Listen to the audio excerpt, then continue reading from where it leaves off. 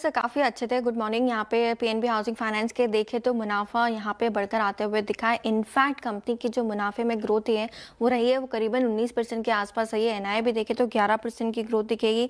AUM में भी strong growth आती हुई नजर आई है। 13% की वाईओवाई ग्रोथ है, 6% की क्वार्टर ऑन ग्रोथ देखने को मिले। लोन एसेट्स देखे तो यहाँ पर भी बढ़त आती हुई नजर आई है। इनफैक्ट जो एसेट क्वालिटी है पीएनबी हाउसिंग की, उसमें भी आपको सुधार दिखेगा।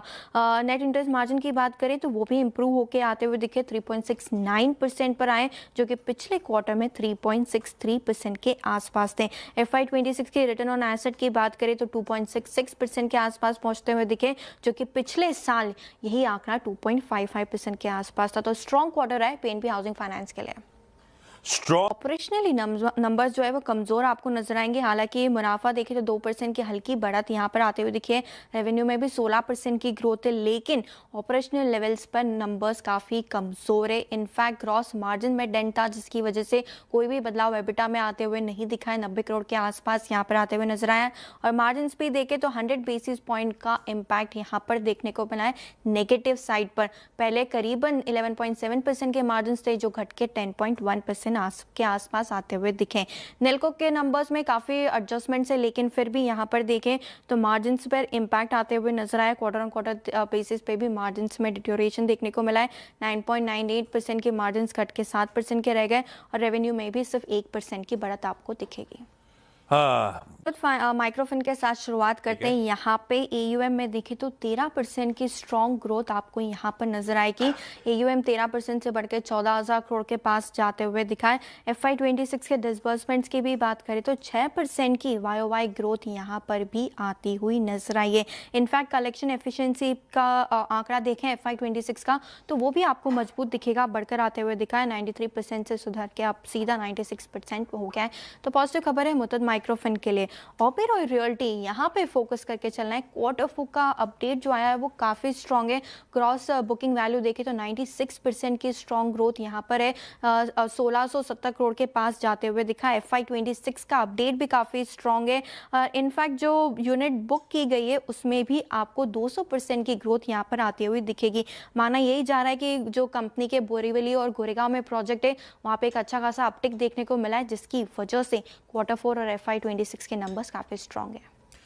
डेट तो सर यही है कि रिकॉर्ड डेट अब फाइनली सामने आ गई है। 2023 से जो शुरू हुआ था डीमर्जर का प्रोसेस, उसकी रिकॉर्ड डेट जो है वो तय कर दी गई है। 1 तारीख यानी कि 1 मई को जो है शेयर अलोकेट किए जाएंगे। 1:1 का रेशो है। डीमर्जर होने वाला है। कारोबार 5 लिस्टेड एंटिटीज होगी, और आने से जो 5 लिस्टेड एंटिटीज होगी वो 4 से 8 हफ्तों में अप्रूवल्स यहाँ पे आते हुए नजर आएंगे।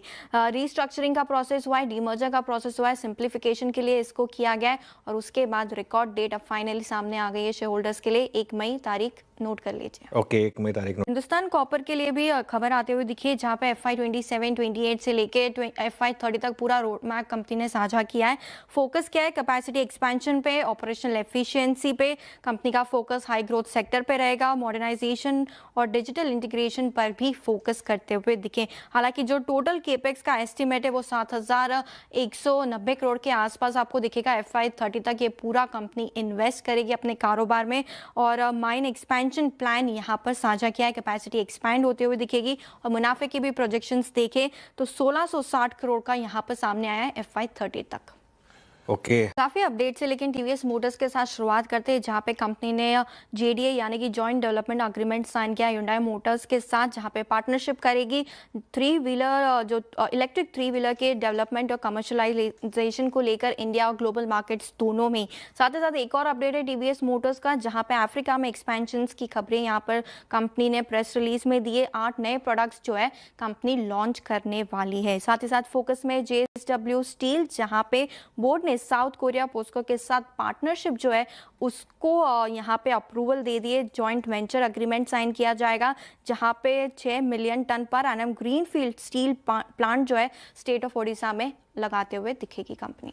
बिल्कुल। बिल्कुल, बलरामपुर चीनी कल स्टॉक 6% ऊपर भी था, तो ध्यान रखिएगा। बोर्ड मीट का अनाउंसमेंट यहाँ पे होते हुए दिखा है। 23 तारीख को बोर्ड मीटिंग होगी। फंड रेजिंग यहाँ पे हो सकता है एनसीडी के जरिए, और जो दूसरे सिक्योरिटीज है प्राइवेट प्लेसमेंट के बेसिस पे कंपनी फंड रेज कर सकती है। एयू स्मॉल फाइनेंस बैंक 27 तारीख के दिन यहाँ पे बोर्ड मीट होने वाली है। नतीजों के साथ फंड रेजिंग की भी तैयारी है। प्रेफरेंशियल अलॉटमेंट QIP के जरिए यहाँ पर कंपनी फंड रेज कर सकती है। तो बलरामपुर चीनी, एयू स्मॉल फाइनेंस बैंक दोनों ही फंड रेजिंग की तैयारी में है। दोनों